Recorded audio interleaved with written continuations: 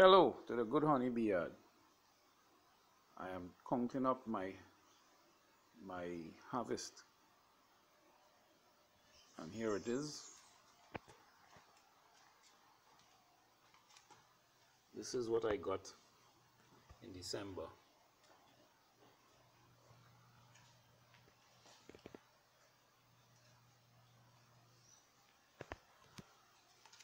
All right, and this is what I got in January.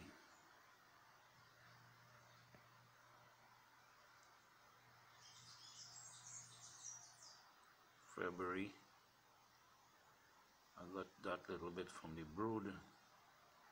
January, I got kudzu. I got 1 gallon mango kudzu from the brood frames. Anyhow, and here it is, March 2020.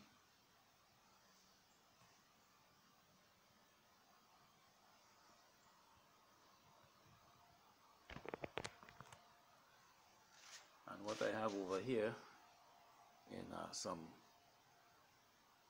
bottles is the rest of it right there.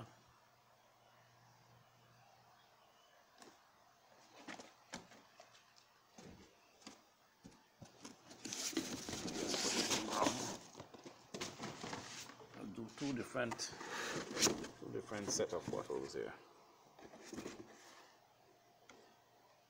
Somebody ordered this, so I was able to bottle it out for them.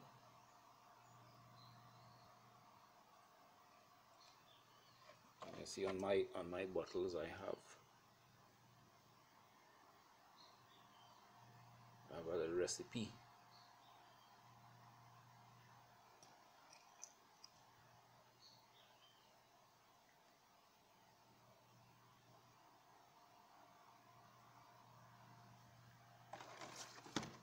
Yeah, man.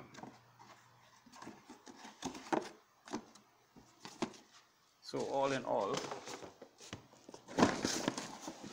from the harvest I made recently,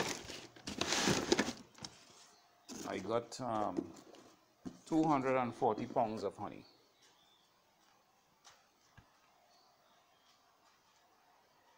Which is really good.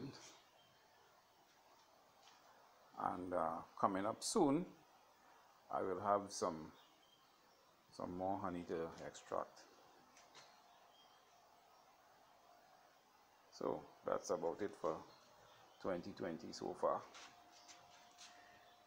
I have a project going on outside.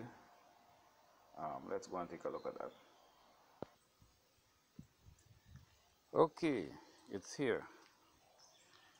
What I have done inside there is a gallon of honey that I'm trying. It's starting to get cool now. I'm trying to caramelize it,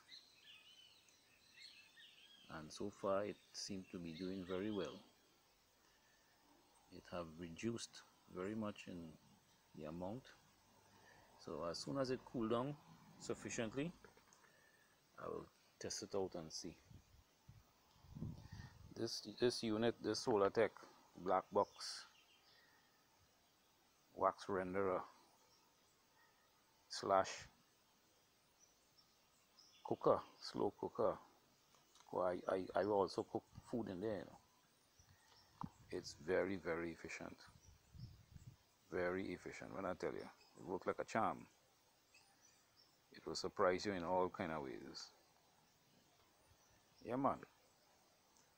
So, like and share, subscribe, ring that bell icon. Thanks very much for watching. And this is just a little heads up to show you what you can achieve if you really put your mind to it.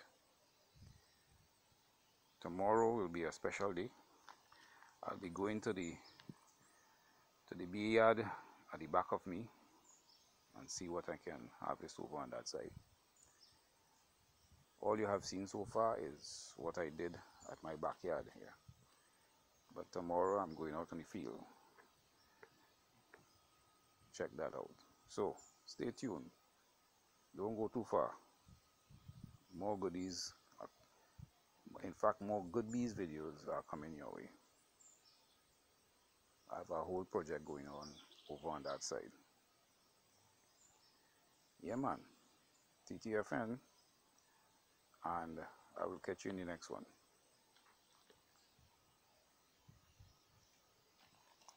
Nice sunshine day, man.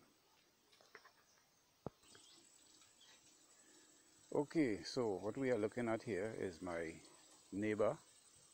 And my neighbor have this big equipment here, and he's doing a lot of whatever it is he's doing, developing of this property. And he has a big machine that vibrates the ground. So whenever he trying to prepare here some sort of gravel storage pit where he could probably sell people this kind of material. And while moving around the machinery and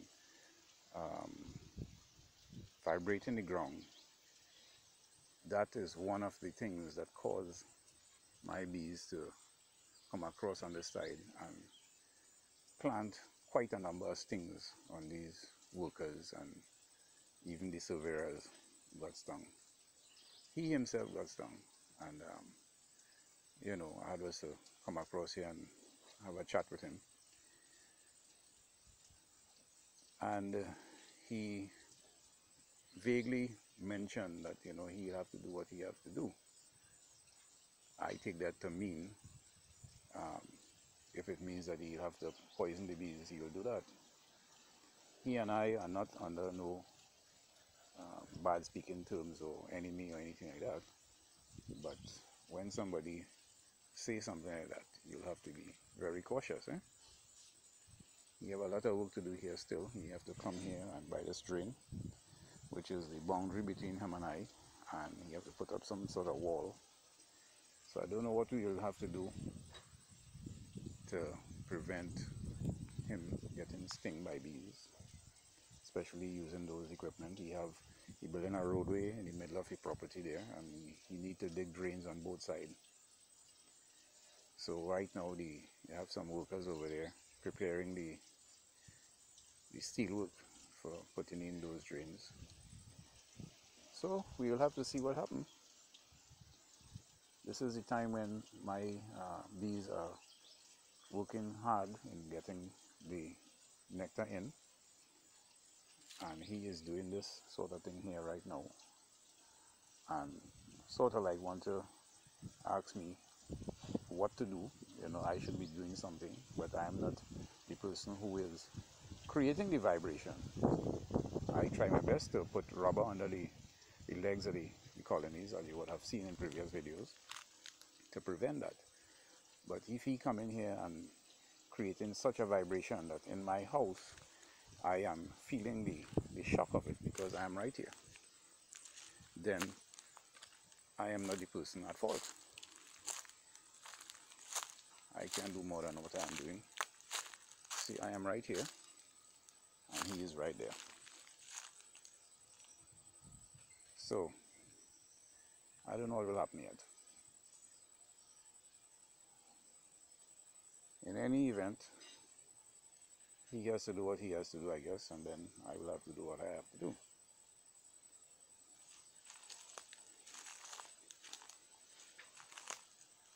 Okie dokie.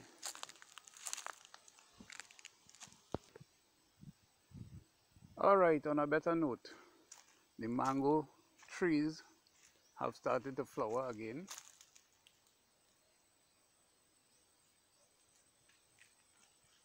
I could see one or two bees on it here now.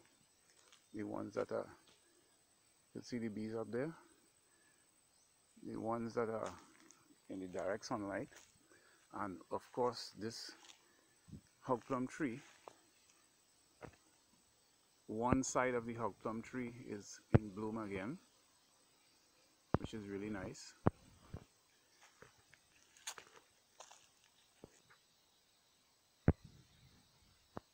This is the other side of the hog plum tree, and we have hog plum flower all there.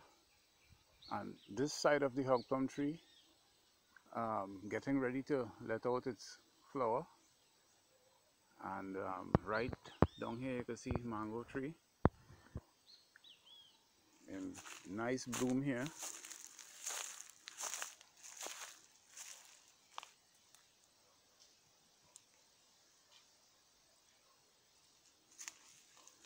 And we also have the cashew. That honey that I took out on Sunday had a lot of influence from the cashew. Cashew influenced it a lot. We still have a lot of cashew flowers around. Plus, we have quite a number of other trees flowering further down in the distance. And this is as far as I can come. Hold on there. Okay, yeah. This is as close, not far. This is as close as I can get to the bees right now without having to get sting or having to the bees know that I am around. You see how far it is? This is maybe about 50 feet away. I could see from here, that one over there is orienting and checking from left to right. 1, 2, 3, 4, 5, 6, 7. The seventh one that has the three supers on it. That one there, it has sealed honey, a whole super of sealed honey on the top there. So from Sunday to now, they was able to seal that honey. If you check the videos, you will see that when I was there doing the extracting, I leave back that super of honey because it was little less than halfway sealed. So I left it back there so that they will be able to seal it. There's another one down there, the 14th one down there, white bottom, and 3 supers on it as well. Yeah, that one also have a sealed super of honey. So what I did, this one right here, I put on the triangle escape. By the way, I made another one. I made another triangle escape, so I put it on that colony to test it. This escape slightly little bigger, and I could see right away that there's a lot of bees hanging out there. Now at this time of the day, what you find happening is the sunlight will begin to hit the boxes, to shine on the boxes, and some of these colonies, especially that one in particular, they go and hide in the cool part, the cool side of the box. If you watch good, you will see it have those bees there hiding at the cool side of the box. Right? Yeah, it is. Let me see. Is that one there? Yeah. See, they're hiding on the cool side of the box. It have a lot of bees on the outside, making a little bed on the front entrance as well. So I guess that colony have a little problem with the sunlight and the heat, but they have vent. I put vent for them. I don't use any screen bottom board, but I have screen inner covers. Most of the bees don't need that, because if you notice, most of the bees they are not hiding from the sun or anything like that. They're out there doing what they need to do. So the behavior of the bees, you could decide for yourself, you know, how you're handling that. What I do is I give them a full entrance, and I may just go around and see which one need that little help, and I'll put on an empty super, no frames in it, at the top with the screen and put some shim on the top of the inner cover or the top cover, depends on what equipment I have, and they'll get vent that way, and they work very nice. Now, if I didn't have this galvanized cover over the bees, then I would have more problems with the sunlight. Yeah, man, we're getting some really, really hot days these days, which is good. I may have to move back these colonies back, a little bit. I might have to do that. I don't know what I'll do yet. This is the first time I'm experiencing in this yard what the sunlight may be doing to the bees. So I never had it like this before. You see, before it was on the other side. So when the sun come down in the evening, the bees wouldn't get any sunlight in the box at all to heat it up. But now that they're on this side, they don't get any sunshine in the morning, but they get it in the evening. However, it don't last very long in the evening. It's just like from about 3:30 to 4:30, and the bulk of that heat is just about an hour. So, I'm looking at that to determine, what is the best course of action to take. And it seems like a bee have just found me here, even this distance away. Go from here. Give me a chance. I'm talking. Anyhow, folks, every day is another challenge, and beekeepers are accustomed with these kind of challenges. I can't even tell you the amount of times I have had to move bees from one place to the other. It's incredible. Anyhow, I'm not taking on that neighbor too much. I do what I have to do, and he only now start doing what he have to do on that side. So I'm far ahead of preparing for that kind of disturbance. I had friends came here to look for me on Sunday, and they got stung. I only get to find out that today because of the disturbance of the bees. Because usually when I go to take out honey, I don't have the bees that stimulated at all, unless something really serious go on. In this case, in doing the investigation, the young guy the school student who was here helping me, did all what I tell him to do: brush his teeth, take a bath, come with clean clothes. And when we took the break, he took a bath again. However, I want to believe that he put on some sort of deodorant or something. So that added to the little problems that the bees, are having with all these little things going on. Vibration shake them up and had them alert. So now when we enter the colonies to extract the honey, they, was totally fed up with us. So they behave in that rambunctious kind of manner. Anyhow, I went into the colonies after that, and they weren't that bad. They seem to be settling down a bit. Even today, when I went and put in that super on that colony there and discovered that I have a seal super of honey, the bees didn't follow me back from here to my house at all. They follow me just, a couple feet away, but after that they left me alone. So I guess they calmed down to that point.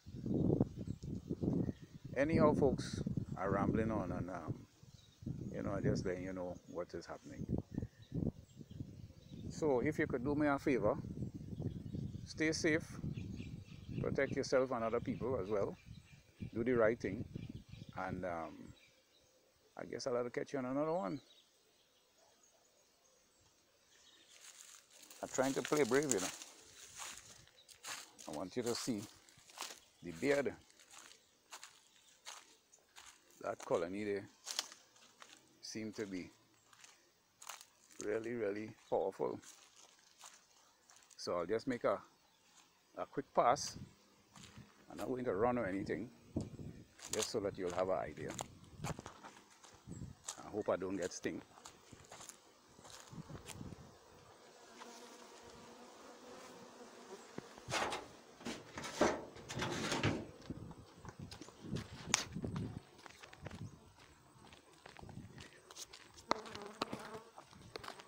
I could only say so, but I get sting, yes.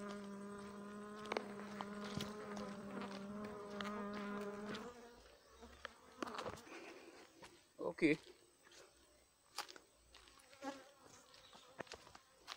All right.